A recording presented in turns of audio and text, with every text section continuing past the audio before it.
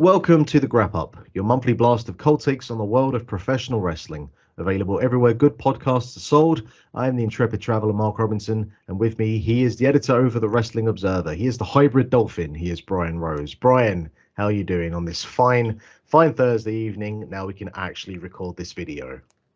I am doing good. It's been a busy week. It's been a busy month. I mean, every month we come on here and we say this is a busy month, but man, April was another busy month. It's like every month there's something new, and it's been crazy in the world of pro wrestling. It's wild. So I can't speak for, like obviously the amount of work that you're doing differs from what I'm doing, and I'm not involved in the kind of recapping wrestling on a kind of daily basis and obviously everything you do with the Observer as well. But I was looking at my star ratings for April, and it's probably like the least amount of wrestling I've watched in a while. I think I sort of after WrestleMania just wasn't watching as much as I normally would be, slash on top of like some of the stuff that I'm doing in my own life at the moment. I just haven't had the time to kind of really sit down, focus, and watch wrestling. So for me, it's been a fairly quiet month. But I guess obviously for you, that's not the case. No, there's always some. There's shows going on at once. There's two or three shows going on at once. Sometimes there's always something. It's getting very silly the amount of stuff that's going head to head. I mean, this month, WWE decided, we're going to go ahead and go head to head with Double or Nothing. We're going to have a show in Saudi Arabia the day before. And now I'm thinking, like, are they going to do this like every AEW pay per view month? Because I know they have stuff planned for Labor Day as well. And who knows what they're planning for November with Full Gear. There always seems to be something going on, and Impact is running on Fridays, and that's going head to head with SmackDown and Rampage. There was a Saturday a few weeks ago where New Japan was going like head to head with a bunch of promotions. It's just, and then this weekend, Backlash, that's going head to head with a UFC show. So like, there's always now it's not just that there's so much stuff; it's that there's stuff going head to head with one another, and you can't watch everything. And It's pretty silly. we've got the AEW Collision show coming Yeah, at some yeah, point as well. Yeah. yeah. That's another 2 hours, and I liked having Saturdays mostly free. So no, that's another 2 hour block that I have to watch. You need to get a Because pay rise in this somewhere, Brian. I needed a pay rise like 2 years ago. Jesus. Well, we won't dive into that too much. Naturally, the first thing I need to ask you is what you've been playing recently. I already know what the answer to this is because I've been following your Twitter feed recently, but the Final Fantasy Pixel Remaster came out on console. What version? What are Yes. you playing on Switch? I played PS4 because I wanted to get trophies. Ah, That's right. the Fair only enough. reason. I mean, like if I wanted to play portably, I could play on my Steam Deck, so it's not Sure. like a huge issue. But I did get it for the PS4, and I'm playing on the PS5. I have cleared 1, 2, and the other day I completed 3, and now I'm on 4. Jesus. And yeah, I've that's where all my free time has been. It's been Yeah, playing yeah. those games. 1 is a perfectly fine short role playing game. 2 is weird, and 3, I liked 3 in the end. It's very much like an archetype of all the other future Final Fantasy games, especially the ones on the Super Nintendo. I like it.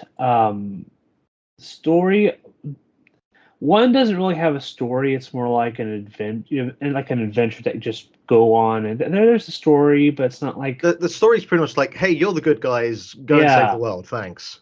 yeah. That's pretty much the story. And there's a little bit more in 2, and then 3 has a bigger story. But I'm playing 4 now, and it's like the storytelling between the NES games and the first Super Nintendo game. I mean, it's like night and day. Yeah. Like you have these more fleshed out characters who are dealing with all these issues. the NES games are more like, let's go save the world. This guy is very bad. Let's go save the world. It's a little bit more in depth in Final Fantasy 4 and in Final Fantasy 6. 5, it's even in Final Fantasy 5. I mean, the 5 stories isn't that great, or it's not as memorable as 4 or 6, which had much deeper stories, but it's still a little more fleshed out than the NES games. But I'm not surprised by that because role playing games changed a lot when Final Fantasy 4 came out. Sure. So 2 and 3, they're fine. 2, I think everyone remembers about the weird leveling up system, and I managed to get used to it. It's more like you have these 4 characters. They aren't really fleshed out. It's basically like a story about battling an evil empire and facing the emperor at the end, who gets sent to hell. And basically, you're just like trying to figure out what kind of uh, like how you want to play those characters. Like, do you want them to be a tank? Do you want them to be mages? And you kind of just like grind with the idea of what you want them to be. And that's fine, but I spent a lot of time grinding. And and for that one, I did not get the platinum trophy, and I'm very pissed off because there is a special like learning system in the game where you learn passphrases, and then you learn them, and then you talk to the NPCs about the passwords that you learn.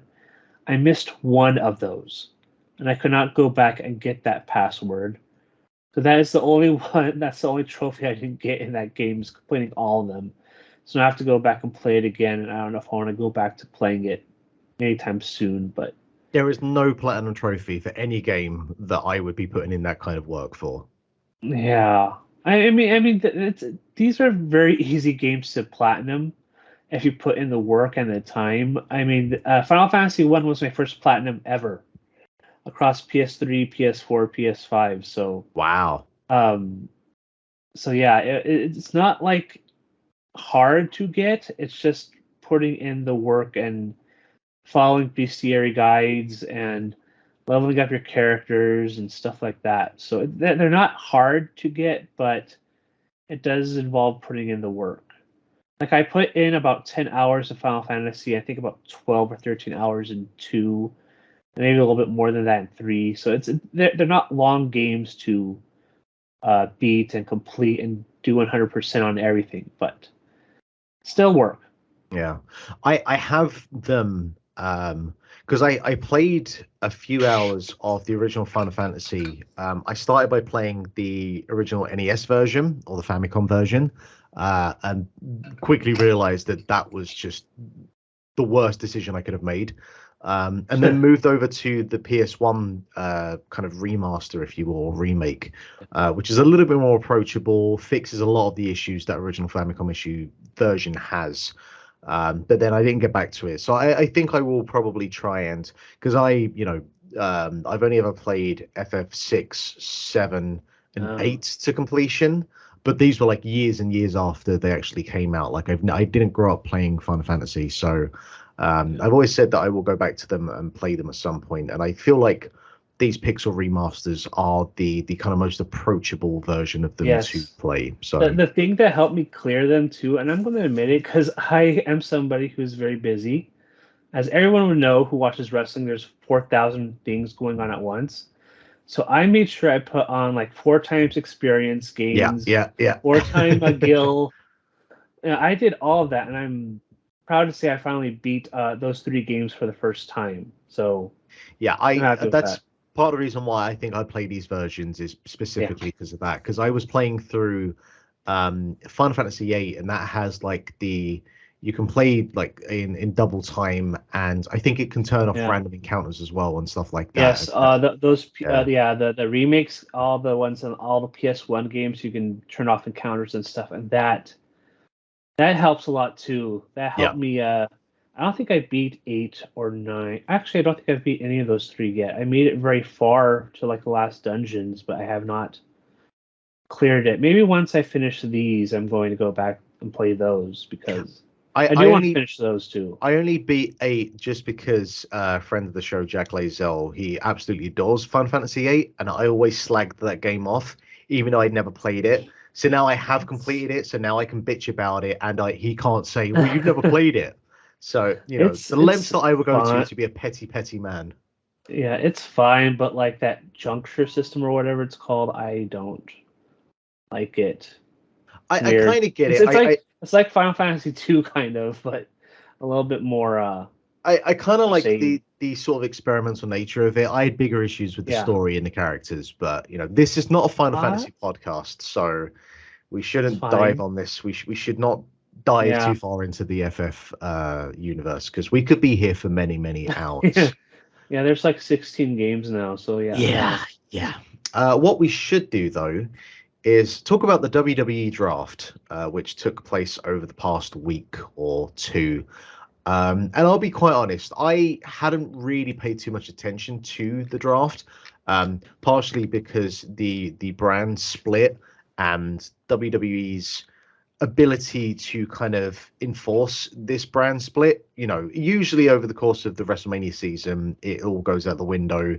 But even before that, we've been playing hard and fast with like what wrestler can appear on what brand, partially because of the fact that we have the world title was unified last year at Mania. The tag title has been unified, and everything's sort of kind of gone up in the air since about like where wrestlers will appear. And this happened with the original brand split back in the day. By like 2012, 2013, you had the Raw Super Show, and you would have like the WWE title and the world title being defended on the same. They have been doing this for the last 20 years. Well, they will do a brand split.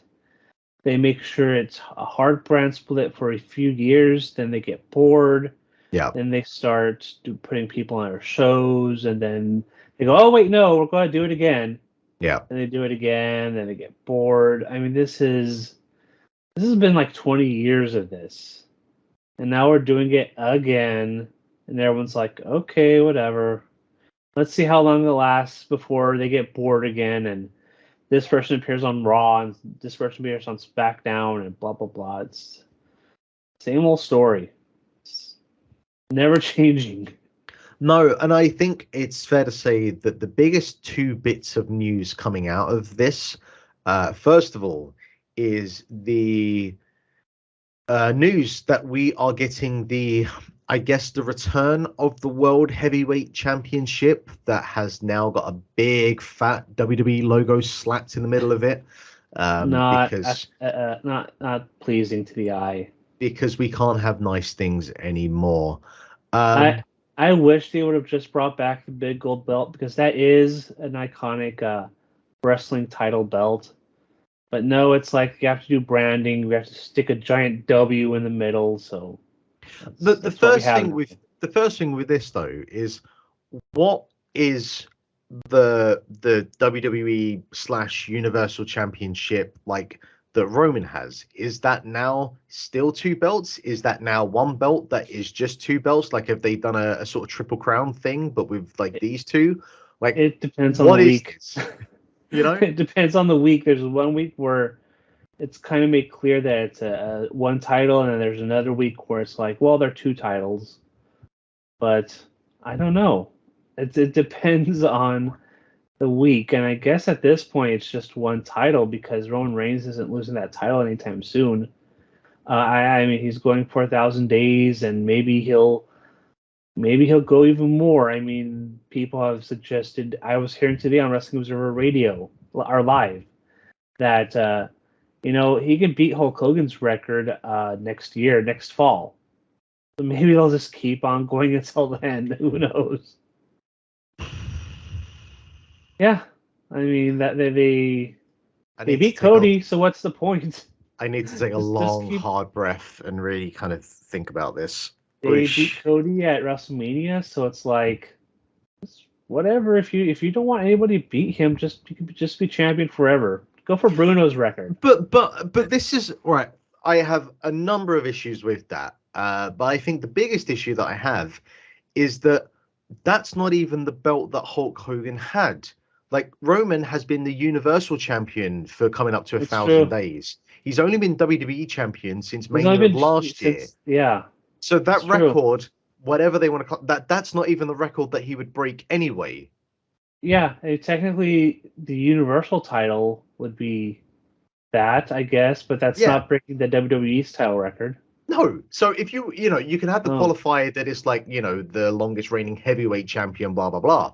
But if you're going by specifically like that belt, that it's like he's probably held that as long as like CM Punk did at this point with Yeah. he's 2012, He 2011 was like reign. 400 days or something. Yeah, yeah. So Roman's probably, I mean, he's probably beaten that by that point or thereabouts then. But yeah, would be needing to hold that belt for till like 2016, 2017 before we and I don't want to put ideas in Vince's head, so I'm just going to gloss past that. But yeah, I the thing, mean, every time they bring in somebody who you think will win, they just beat them. So I mean, he could just be champion forever. but the thing with that is that it means the first two draft picks, you had Roman Reigns going to SmackDown, which he was already on anyway, and Cody Rhodes going to Raw, which he was on already anyway. Which again speaks to the whole kind of nonsense with the brand split, but whatever. Which means that for the time being, at least, these two are on different brands, which means that that whole storyline is now out the window for the Yeah. time being. And there is the very realistic possibility that Cody could win the World Heavyweight Championship at the Saudi Arabia show, and that is just not hasn't quite got the same kind of kick to it that winning at WrestleMania would have had. I don't even know if Cody will win at that show. I think they're going to try to put on Brock. I'm sorry, but it's like this is a Vince McMahon show again, and who are the top two people he loves to put these titles on? Roman Reigns and Brock Lesnar. I'm sure the idea is, well, we'll build this to SummerSlam and then Cody can win. I'm sure that's his idea. Or maybe WrestleMania. They love putting titles on these two because it brings such great heat. Yeah, but Point is that it's not 2015 anymore. Like it's time to move in on. Vince McMahon's world, time stands still. Oh my God. It will be the same tropes over and over again until he's gone. Especially now. Yeah. Yeah. Well, yeah, so that's happened. We've got the fun situation of the Raw Women's Champion and the SmackDown Women's Champion swapping sides, the Intercontinental Championship and the US Championship swapping sides. If I was doing the draft, there are about 1,000 things I would do differently, but I think the one thing above everything else is I would just lock the belts to a brand. And if you are the champion of, say, the Intercontinental Championship, you are ineligible from the brand split. You are on this, and that's just it. End of story. And that's another trope that they do every year, and it's not fun. It's like, I don't care what title. I don't care that the Intercontinental title's on Raw now. I really don't. It's not like exciting or interesting that, well, now I can see the Intercontinental title on Mondays and the United States title on Fridays. The appeal and draw of that ended decades ago. It's not interesting. And then the even worse thing is that they're trading Raw and SmackDown champions to other brands. And now I'm going to have to see for like the third year in a row of them doing a stupid title exchange ceremony, which just makes me feel like, what are the point of these titles that they can just be switched around like they're toys, which they are toys. They are toys because Yeah. WWE.com sells them all the time. But it's like, why am I supposed to care about these champions? It's very silly. If you are that insistent, for example, that you want Austin Theory to be on SmackDown, well, then just take the US belt off of him at WrestleMania or whenever, and then you can trade him. If you're that desperate that you want Gunther on Raw, just have him lose at WrestleMania to Sheamus and be on your merry way. But I think this speaks to the larger issue that, these changes and whatnot, maybe there is the chance that they genuinely are doing this thing on the fly, and these picks are, well, no, they're not random because you wouldn't have all of these, champions I'm and pretty spot sure that a lot, maybe some of them have been determined early on, but I think a lot of them are like week of. Yeah, it's it's fucking preposterous. A lot of them, I would guess. I mean, when you watch NXT, maybe you get the idea that some of these guys are being called up, but like other than that, it's like, Yeah, I think yeah, the biggest. I'm sure they had no idea where to put like Dana Brooke or Tamina, like the Yeah, 2 weeks before. I do think the biggest news coming out of this actually um is the amount of NXT talent that they've brought up. A lot. Yeah, they A lot of people who aren't ready. A lot of people who are ready, and a lot of people that are like, "What? Why is this also. guy getting called up?" I'm going through them actually, and the first thing I want to know is why on earth are Von Wagner and Zion Quinn free agents? Oh, the free agent thing, I have no idea. The Why is idea why is was Baron supposed to be Corbin a that free they're. agent? I have no idea. Like with Brock Lesnar, at least you can like make sense out of it that he negotiated this deal because he's Brock Lesnar. So it's like, okay, I can buy that. Why Zion Quinn can't be signed? Why Shelton Benjamin can't be signed? Why Baron Corbin? I have no idea. To me, it's just weird, and you're just complicating something that's not supposed to be this complicated. Like, you could just put Baron Corbin on Raw. You just put him on SmackDown. It doesn't matter. Nobody cares if this is like a storyline they're trying to do. It's like, no. As But far as Von Wagner and Zion Quinn, Von Wagner I think has improved a little bit over last year, but I don't think he's ready to be on the main roster. And Zion Quinn, I've just seen nothing. Just I don't like bury him, but like he's been there for like 3 years, and I don't think there's been one time where I'm like, well, okay, he has something. I He mean, looks great. Von Wagner has all of the charisma of like a He, season 3 edition of NXT yeah, back in I the saw day. that. If you saw that segment this week with him and what Stone, whatever he's being called this week. I can tell you right now, I have not seen that Uh, segment. okay, well, uh, no, his acting isn't that good. His promo work isn't that good. His in-ring work has improved, but I mean, like, I wouldn't have called him up. But he's more ready than Zion Quinn, who's just been doing jobs for the last 6 months because there's just nothing there. But tall, so you get called up. Yeah. Yeah, I'm looking at the NXT call ups. So we had Alba Fire and Isla Dawn were brought up, That who also, team, by the way, are the NXT Women's Tag Team Champions. I'm not. I'm not seeing anything in this team. Alba Fire's good. Isla Dawn's not. No, Um, no, it's kind they of always been kind the of way. drag. They kind of drag each other down. Yeah. So I was surprised by that.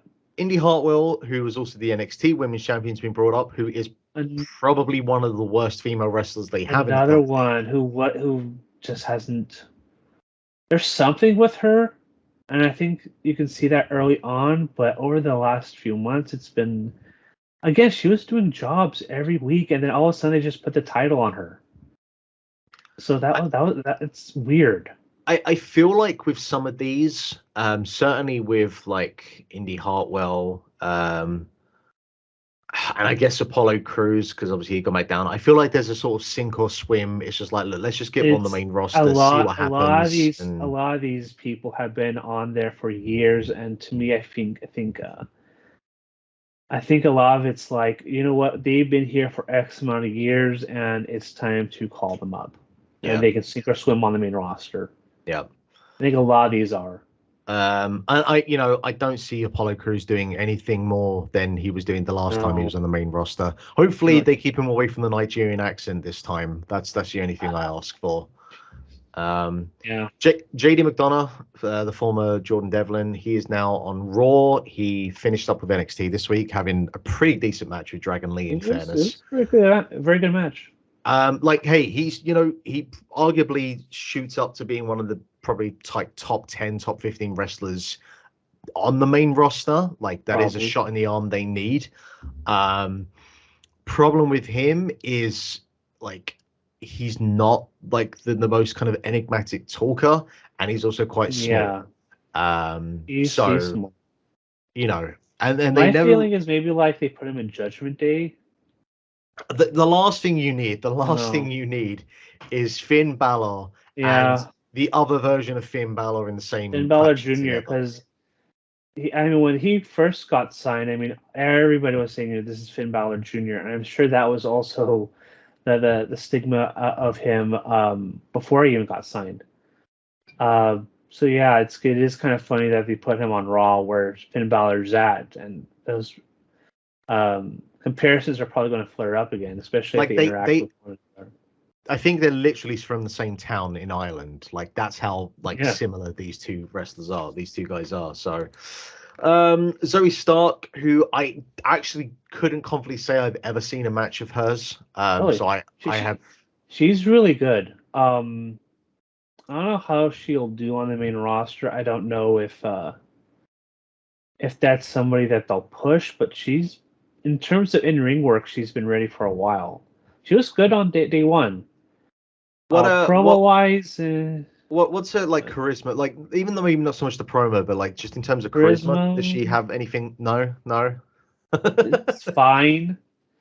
It's fine, but it's a level of charisma that I don't know if she'll do well on the main roster. Yeah. It might be a uphill for her. She's Okay. good, but like it's not like she has standout charisma. There's a lot of people on NXT who are more charismatic than her. Okay. Then the rest of the NXT, Pretty Deadly, have been brought up, They're great. which I think is perfectly fine. I think that they're suited for the of all of the call ups, they're probably the best call Yes. up because they are suited for the main roster. Yeah, they've They been ready for a while. They're good. They know what they're doing, and Yeah, it's they have straight the up. charisma. They are. I don't think like they're like the best workers by any means, but they're totally They're suited for the fine. main stuff. Yeah, Yeah. and I think Vince. I think they're a product that Vince can kind of like Uh, work who with, knows? and probably they'll end up being very annoying very quickly. But Yeah. yeah. Who knows? But I mean, Speak. go ahead. Sorry, please continue. Oh no, just that there's a lot of acts on NXT that are great on NXT, then they get called up, and it's like, oh, this has been Vince McMahon's idea of them, and it's not great. So hopefully they kind of get past that because they're a great act. I really enjoy seeing them on NXT, but now the question is what they're going to do on the main roster, and it's always a crapshoot with these call-ups. Yeah.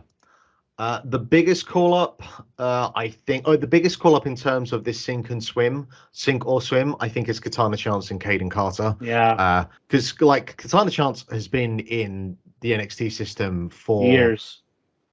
I think forever. I think is Yeah, like a sort of accurate amount of time. Um, years and years. and they're both 33 and 34 respectively. So it's like Yeah, at some it's point, time. yeah, you got to bring these fuckers up and actually just do something with them. So. We'll see what comes with that. Cameron Grimes, who has been fucking MIA for like the last 6 months. Months. Other than Yeah, that picture of him that surfaced recently of him being quite jacked now. yeah, he was jacked in that picture. So he'll be on SmackDown. He also, like a tremendous worker like JD McDonough, he is also on the smaller side like JD McDonough. So he has, I think, more He, charisma. he's way more charismatic than JD. Yeah, so he has that working for him. Um, I don't know, like I I guess don't we'll know see. either. He They've had him for 6 months and they haven't done anything with him, so I don't know. It's actually disgusting that he still isn't even 30 yet. Like he has Oh, been really? around. He's been around the block He's for a been while around. now. Trevor Lee, I've heard his name for years. Yeah, yeah. He's only Surprised he's not 29. 30. That Okay. is sickening. All right. Yeah. Probably the biggest name to come up is Grayson Waller. I think just because of like where his position has been in NXT and the fact that he had the match with Johnny Gargano at the last he's NXT takeover. someone he's someone who I think is like a very effective heel. Like very good at being an effective heel. And I think he's really shown that in the last few months. And I would say now that he's probably ready. The question is, what are they going to do with him? And Yeah, it's kind of weird that they called him up on the pre-show or post shows. I kind yeah. of wonder what plans they have for him. I will say, like, having watched him for a while, I always thought that he was missing something because he does have a fairly generic look to him, and I think his boxer Sometimes, yeah. shorts, whatever apparel he's wearing, doesn't really work that much. But he has found something over the last 6 months or so that I felt he was missing before, and he's another one where I think it's like, yeah, like it probably is sink or swing time with him as well. I think he'll Yeah. do fine on the main roster. That's my feeling, but again, crapshoot. Who knows? In this shirt, who I didn't realize Jinder Mahal was technically part of the NXT brand. Whatever. Whatever. I mean, he wasn't being used before. How old is Jinder Mahal? He's 36. Fucking hell. Yeah. I can't imagine this last run. Well, this next run he's doing. I think it's his last one. I think like whatever happens past this, Maybe. if they do I cuts mean, in the next year, I think he's part of them. he has managed to get a ton of chances. He was WWE champion. Remember that? Yes, he was. They want to break into that Indian market, and I mean, he's been there for years, and they've given him big pushes over this desire, and it hasn't panned out. And he's never gotten better as a And wrestler. he's That's not good in any way. He's not that great of a worker. He's not that charismatic. I mean, I don't know. In the share, they're fine. I like Sangha a lot more when he was like a nice baby face. Here he's just like I forget his name. You know, I generally couldn't it's tell you not. It's what the other not. two look like Yeah, or any matches they've had. what's the other one's name? Veer Mahan. Fear. Yes, how could I forget? Because they promoted him for 6 months, saying Veer is coming, and then he finally came, and he was there for like 2 weeks before Vince McMahon retired, and Triple H was like, "Okay, Jesus, send him back." Sanger is 37. Like, what are these people doing in Really, NXT? he's been there forever, too. He's been there So since it's another 2018. one of those. Yeah, 18? yeah. Yes, that's about 5 years. That's a long time. I do not remember him as being a bodyguard for Grayson Waller, but anyway, whatever. That was like a few weeks, and then he Yeah, became nice. and I then like that character where he was just nice. I mean, it was just very nice to see a guy who was just nice and encouraging people. It's like, wow, I like this guy. And then it's like, oh, let's reform into share. yeah, Now I can't. They're all like very generic and not interesting. yeah. The weirdest call up of them all is Odyssey Jones, who I don't know, man. Uh, Like to quote Brian Alvarez, I'm sure he's a nice guy, but look, and I will say this: I think it's pretty like harsh for him to be called up because he's only been wrestling since 2019. Like he is a yeah, true like uh died from the wall NXT WWE developmental product. Like he is yeah. from that system. The fact that he's only been wrestling for a couple of years, and let's be fair, I've not exactly ever seen anything from him that says to me that is a future WrestleMania main eventer. I've seen something in him, but it's like it's way too early. His work is fine for what they want him to be. He's okay on the mic. He's kind of charismatic, kind of. But the thing is, he hasn't been shown a lot on NXT television. One of the things is that he was out for like most of last year with uh, I think he tore his ACL or something. He's been out for a long time. He just returned, and he's not really been featured a lot on television. But I can tell you, it's the same thing with Von Wagner. It's the same thing with Zan Quinn. Tall, big guy, you get called up because those three are the biggest alarm bells that someone had a hand in calling these people up, and they're going to get a lot of chances because they are big guys who look great, and we'll see what happens. I don't want to bury the guy, but I just see nothing in Zion Quinn. There's at least something in the other two, but there's I don't know. None of them are ready. But like I don't know. see. Yeah.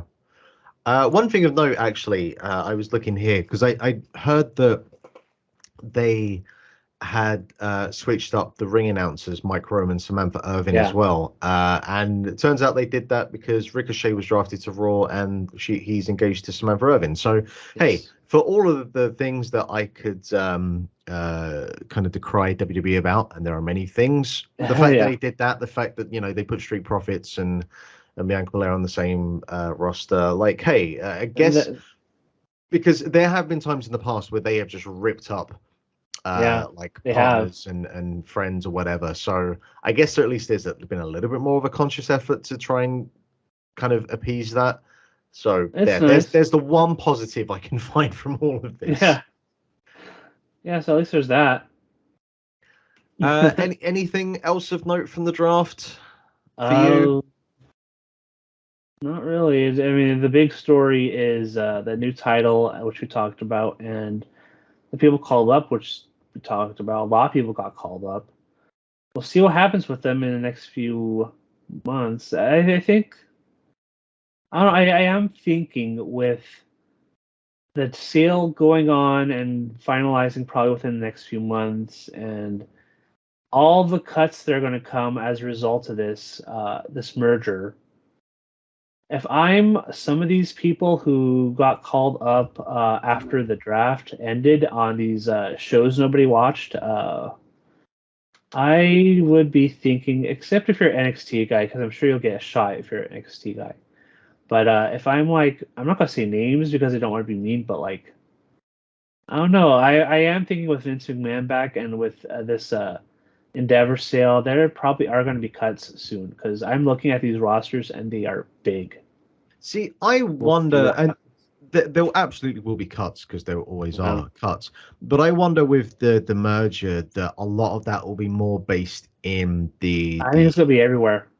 well, so I was And thinking it'd be more based in like the office roles because a you're lot not of going to have office two moves be HR slashed. managers. You're going to and all that kind of jazz, which we've seen in all mergers. Yeah, yeah, Um, that's what we see with every merger. yeah, Beyond wrestling, it's like, yeah, a lot of employees are going to be cut. A lot of backstage people are going to be cut too. I mean, it's kind of like when UFC happened. They cut a bunch of people once that deal was finalized. A lot of people in the office. I don't know if a lot of fighters got cut, but I do expect cutting everywhere. They want to save a ton of money as a result of this merger. So I can see cuts everywhere. And I think a lot of people need to be ready for that when it drops because it will. To me, I feel like it'll be exactly like what happened with UFC when they were sold. yeah, So we'll see what happens. yeah. Well, that is that for now. Jumping over to AEW and kind of an uneventful month. They haven't had like any kind of special Dynamite one-offs. We're We in could between talk the about builds. the Wembley stuff. We absolutely can. I suppose. Yeah, actually, you know what? Think about that. Probably is the biggest. That absolutely is the biggest thing going on with AEW at the moment. That Yeah. is, They did announce the show at Wembley. And they, as of note, I'm seeing in like a chat and on Twitter at the moment, I they've sold about 50,000 tickets, I just saw that they have reached the 50,000 mark. which for a non I had WWE just, show that doesn't yeah, have a single match announced is it's that freaking unbelievable. incredible. It's incredible. I had guessed 50,000 overall. They're gonna. I don't know if I want to say it, but could they sell out this place out?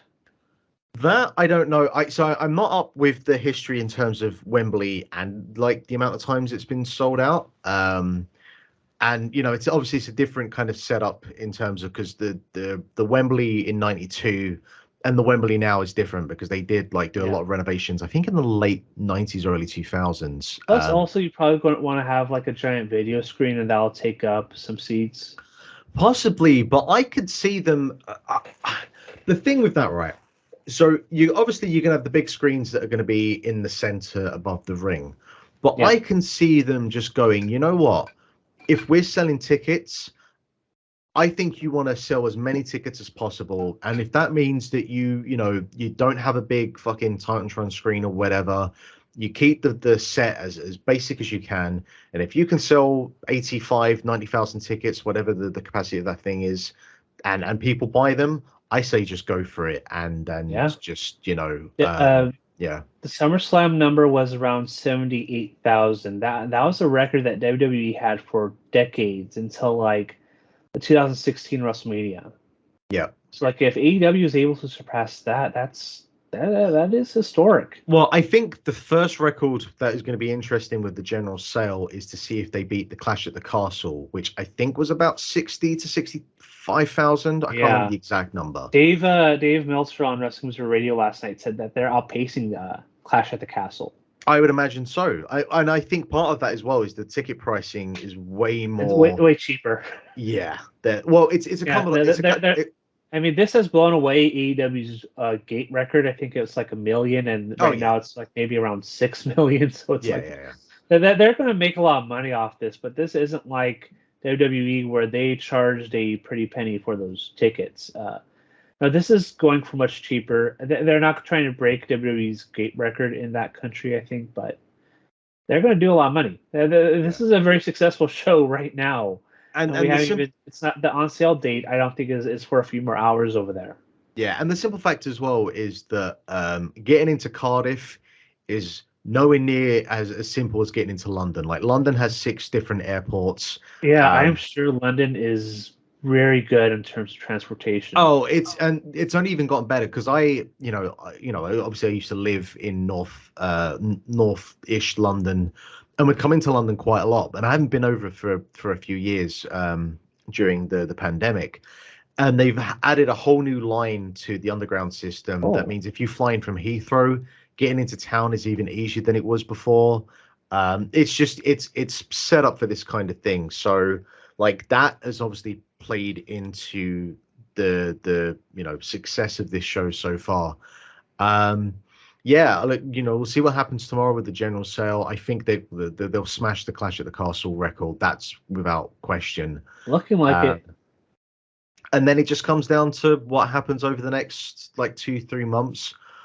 What we getting, like if CM Punk is announced for that show, which you probably think will happen at some point. Like how much of this is the thing, right? This is actually I think what was interesting because Punk obviously wanted back in, and who knows if he wanted it back in some degree because of the Wembley show or whatever the case may be.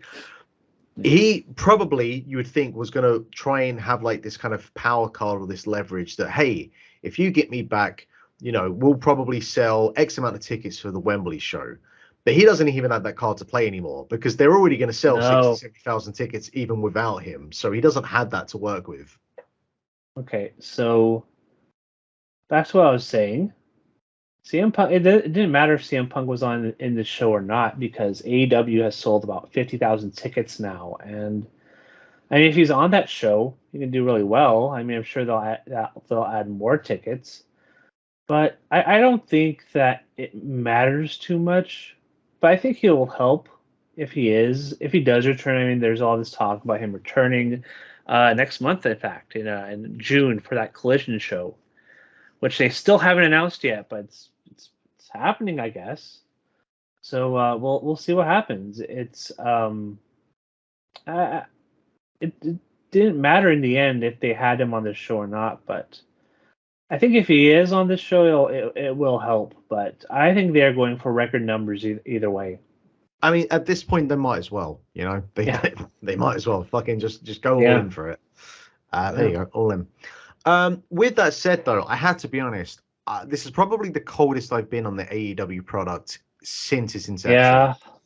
This Double or Nothing build. Yeah, it's not good. It's not great. It's not great. It's not captivating. I am tired of hearing about the 4 pillars. I don't care. None of these guys, to me, are compelling me when they keep saying that they're the 4 pillars. You get proven in the ring. And all 4 of these guys are great. But this feud where they're just running each other down, not doing anything for me. It's not compelling. The Sammy Guevara, MGF stuff isn't that compelling. It just makes Sammy Guevara look like a total idiot. I don't know why we're doing this. It's making it very complicated when it's not that complicated. It's just do a 4-way for the show. I think that, again, a large part of the problem comes down to the fact that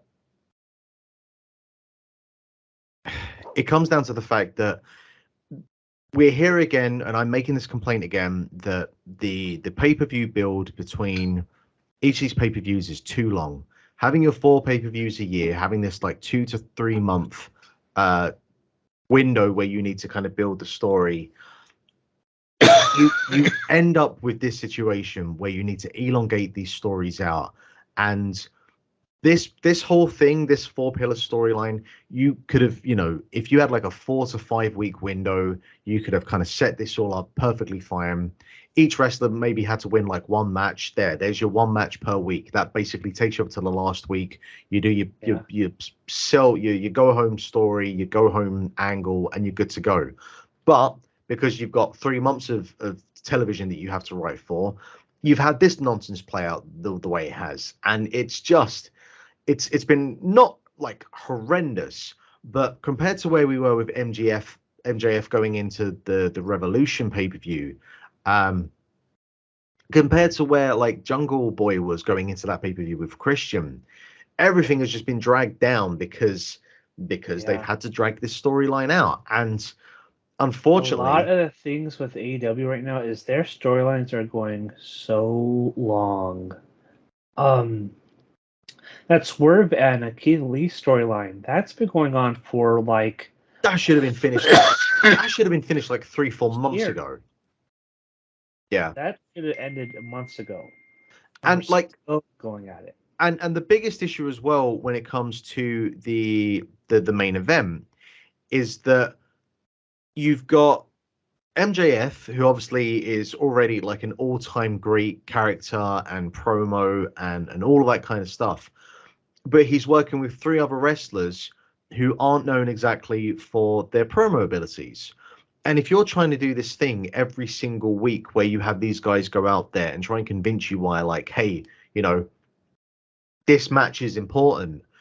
It's one thing if you've got like, say, Punk and Kingston and MJF and Christian Cage and, people of that caliber who have the ability to cut promos, and not only that, have the ability each week to keep you engaged in this program for, 6-7 weeks on end. But you haven't got that. You've got 3 wrestlers who can probably cut like a serviceable, 30-second promo that is pre-recorded or whatever to get its purpose across, to get you to wherever you need to go. But you can't have these guys go out there every week with a live mic who just aren't, this isn't their strong point. It's exposed them so poorly. Jungle Boy and Darby Allin, both of those guys, they're being exposed as guys who they're trying, and they're much better when they have to do short promos. When you're out there doing main event level promos, you can just tell that these guys aren't that ready. And Sammy Guevara too, to also MGF, absolutely. But it's clear that there's one guy who is the strongest promo, and it's MJF. It's these other 3 are struggling. And the thing with this now is that you've been hyping for the last 2-3 years that these are the 4 pillars. These are the cornerstones of your promotion. All this story and this pay-per-view build has done is exposed that 3 of these 4 aren't actually what you have been claiming they've been for all this time. Yeah. And that is like the biggest indictment of this entire storyline, because quite honestly, I'm sure the match will be exceptional. There's no reason for me to not believe that these 4, because it's going to be a wild match. These 4 have all faced off in some like various kind of level of combinations on pay-per-view over the last 4 years or so. Yeah. And they've all been exceptional. The match will be great, but the simple fact is that doesn't matter how good the match is, your storyline and the ratings are showing it. Like, did you see the rating that came out last night? It was about 780,000 or so. Not good. No. That is there telling you right away that your audience is not buying into this and these characters are not compelling you to It keep is this going. also that they are facing a ton of competition. The NBA finals are going on, and there's Vanderpump Rules, and there's a bunch of stuff going on. But yeah, I But mean, there's always competition. There's always going there to be always other things is. on. So, Yeah. like I can only go with that so far. And it's just, as far as I can see, they, yeah, this storyline has exposed these three. And, and it Yeah, sucks because I think Darby Allin is a tremendous wrestler and there's a they're way to they're present all him. great. And they've presented Darby Allin in a really excellent way, basically Yeah. throughout his run. And he's probably been like the least offensive of the three of them, in terms of like exposing their weaknesses.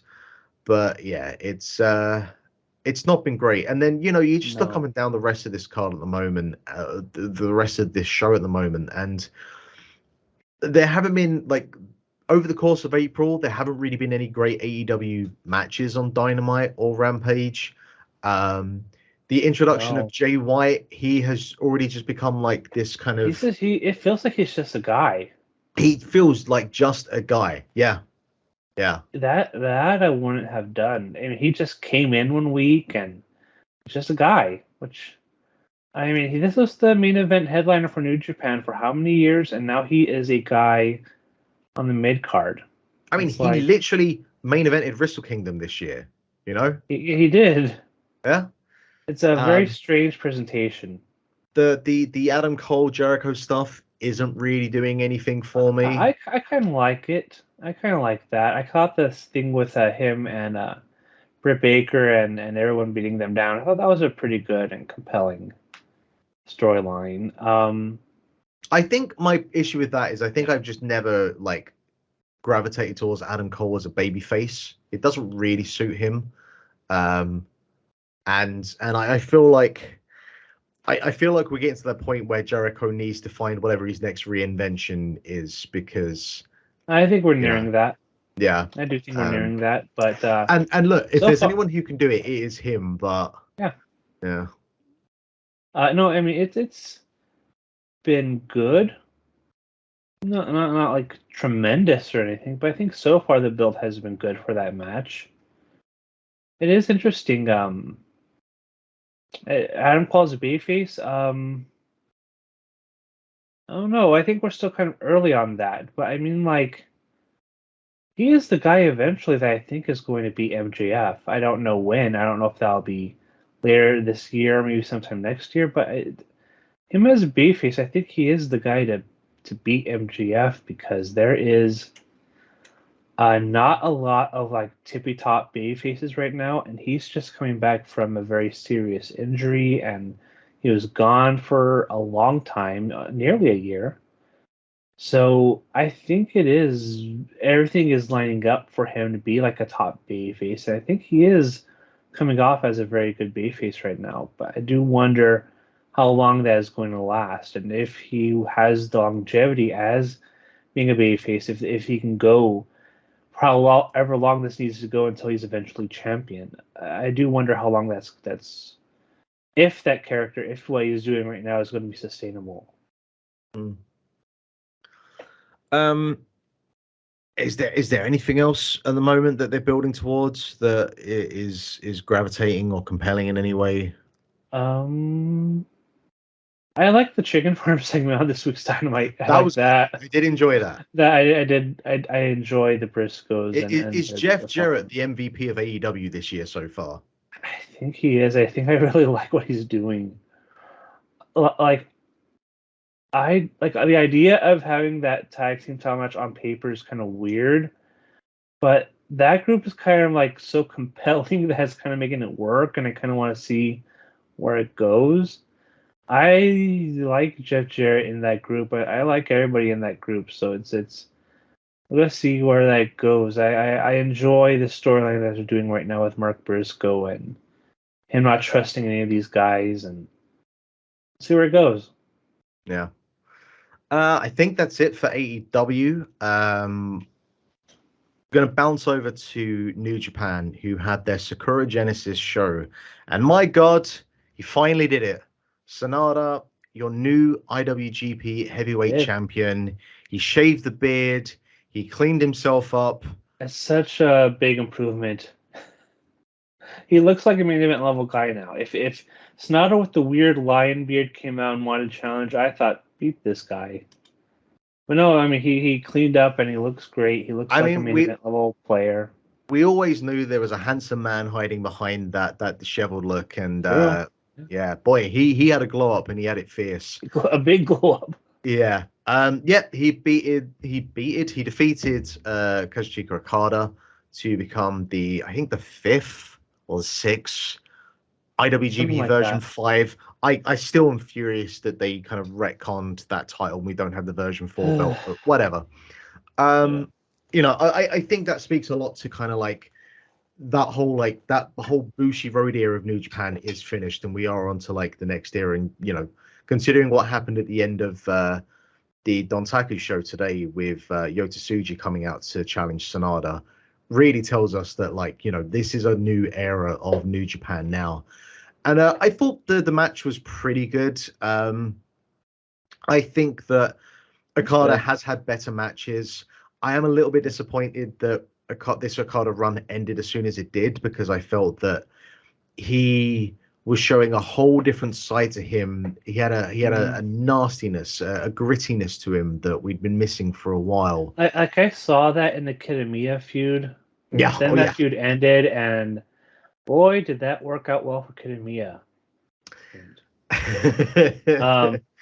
No, it was kind of time to go with somebody else. I mean, like, I have seen the Okada title run for the last 10 years, and don't get me wrong, he's had some amazing matches. He's one of the best wrestlers of all time.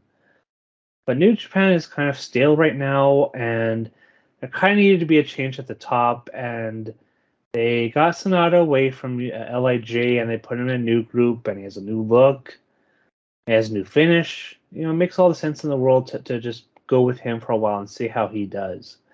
And I guess, well, I don't know if we want to talk about Dontaku because it's in May, but there is a reason why he left LIJ, and I think we saw that last night last night with Yota Tsuji returning and immediately getting a big push. He's headlining Dominion in June, so we'll see what happens there. I'm surprised by that. I don't think anybody saw that coming. No, but and I'll be curious to see how they build that match up as well, because usually what you get with the Road 2 shows is you end up with like stable against stable, and like I wonder if they're going to do those sort of those tag matches, 6-man tag matches and whatnot, like who they're going to load.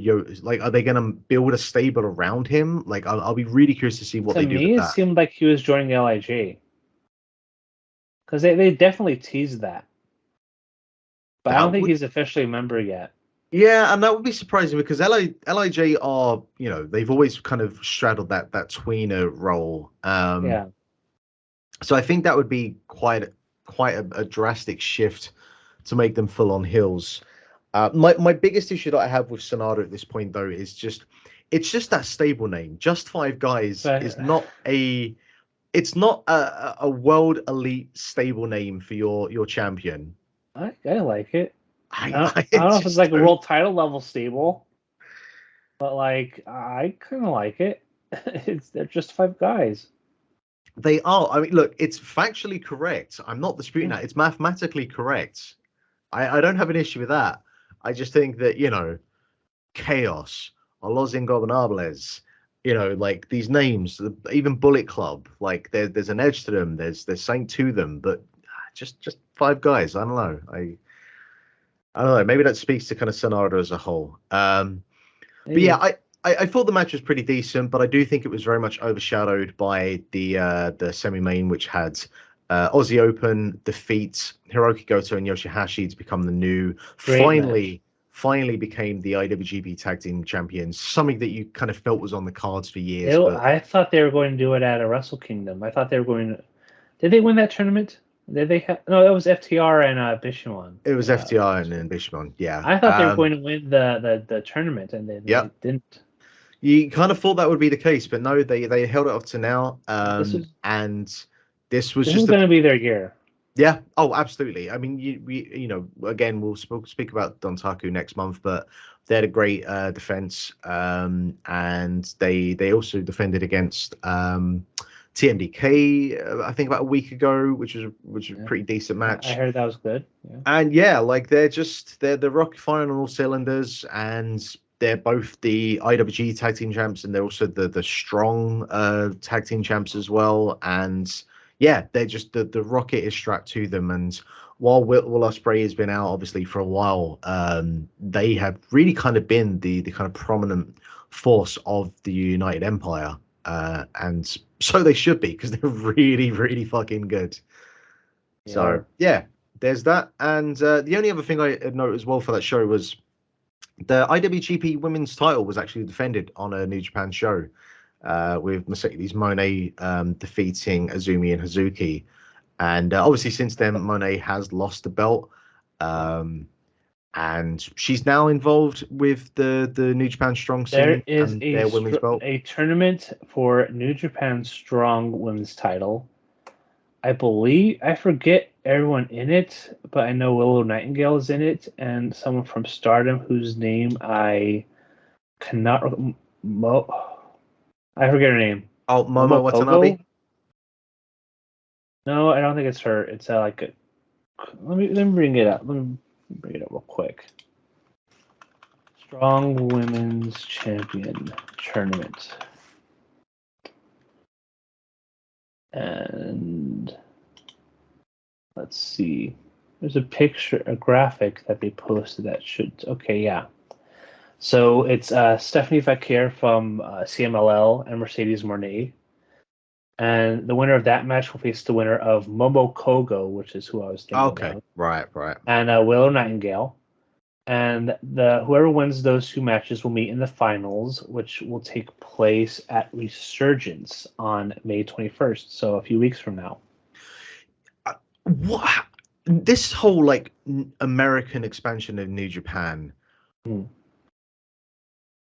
Obviously, New Japan, they want to have inroads in America. They want to be making that money, and they've, the shows they've been doing have been more successful than they were over the last couple of years. Obviously, pandemic and everything and whatnot, but it's still just that kind of like, you've got a bunch of New Japan talent coming in, but then they're kind of pulling bits and pieces from like the AEW roster, and I guess now by proxy the Ring of Honor roster.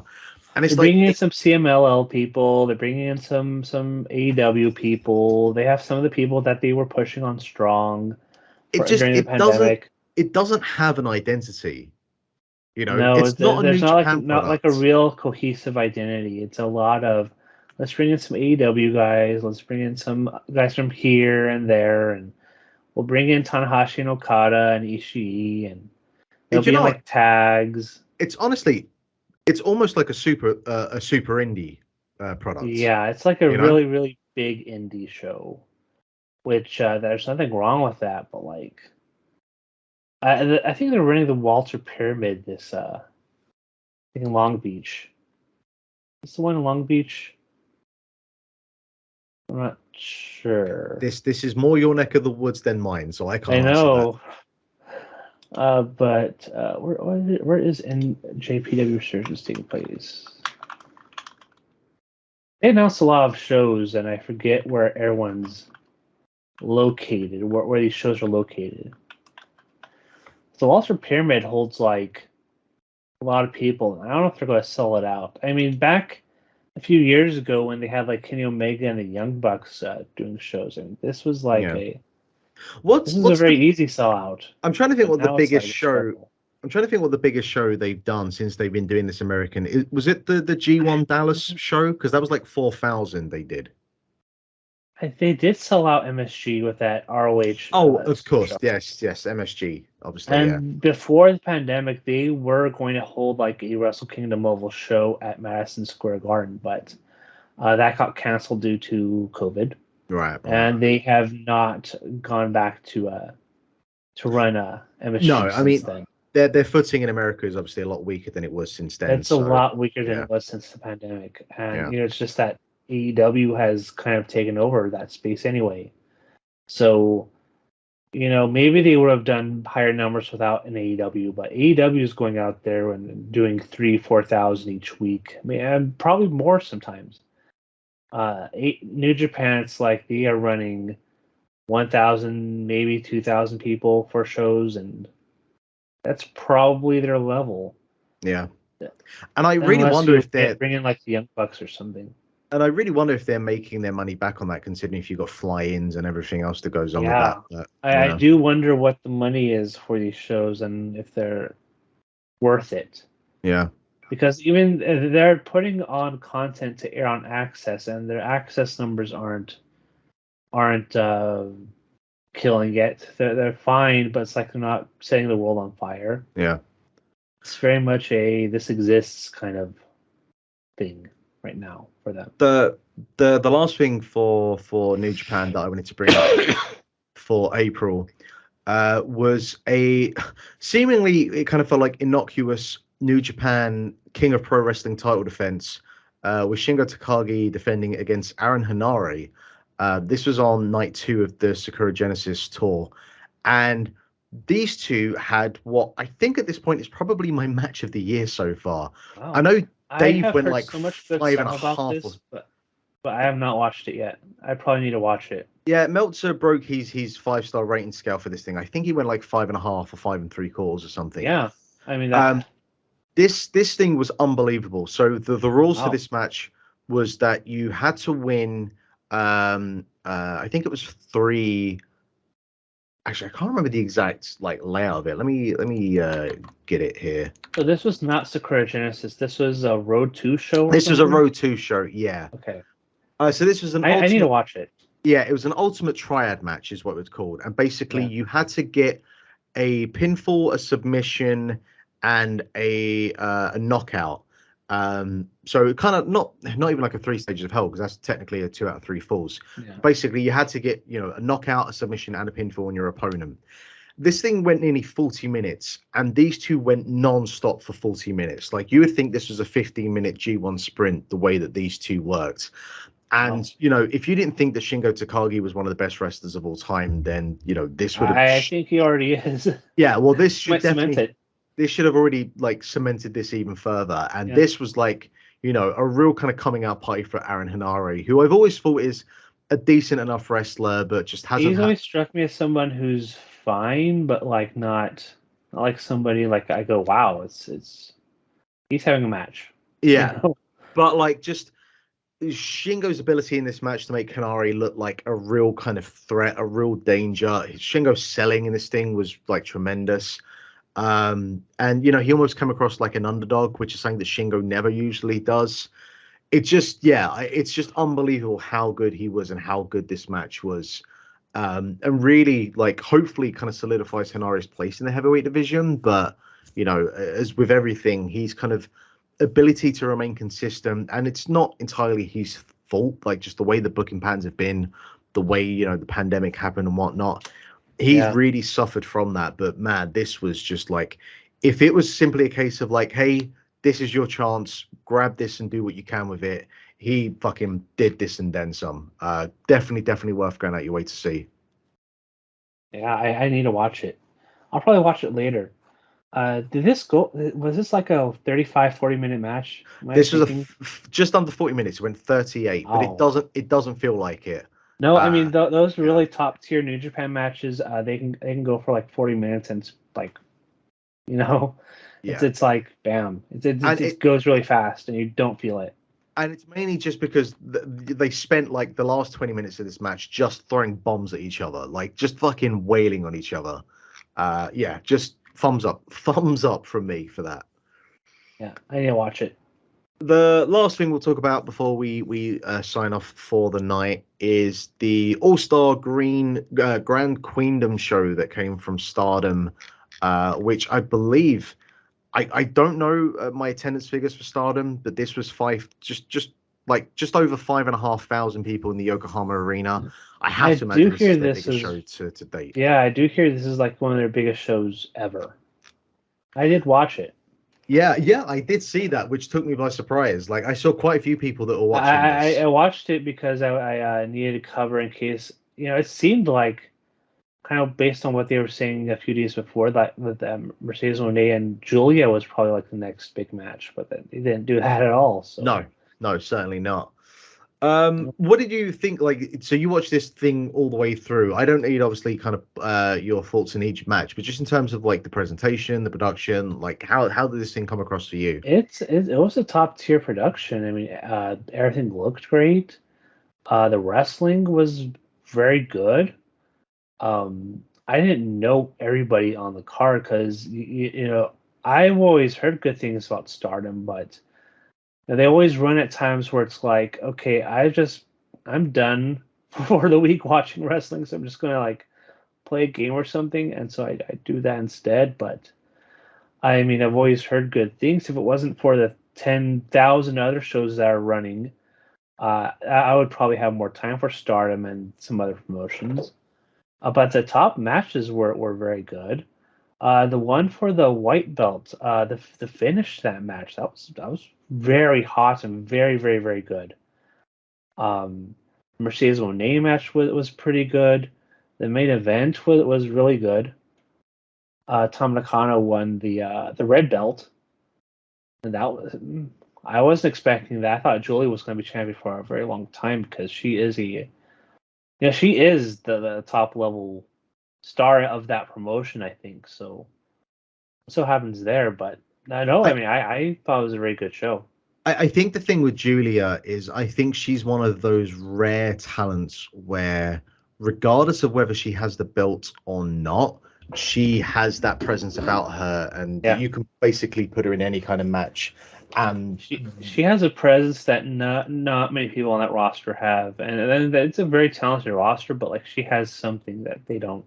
yeah, it's kind of like the sort of Kenny Omega thing where you just he Yeah, doesn't need to have a belt, you know, yeah, and you probably do yourself a better service by having the belt on someone who, you know, like a Tam Nakano, who, by the way, like she's one of my favorite wrestlers going. she's very good, So you're very good. probably better off putting the belt on her and letting her get elevated by that. Yeah, But yeah, I think one of the big things about this show is they had English commentary. You had Chris Charlton from New Japan. I'm presuming you watched the American commentary I feed. actually watched the Japanese Oh, feed. really? Oh, interesting. Yeah, I just decided I'm just gonna watch the Japanese feed. Fair enough. I mean, like I listened to Chris Charlton. I don't know who the other guy was that did it with them, but I mean, I Chris forget Charlton his has name. has been pretty He's decent. good. Yeah, Chris Charlton is good.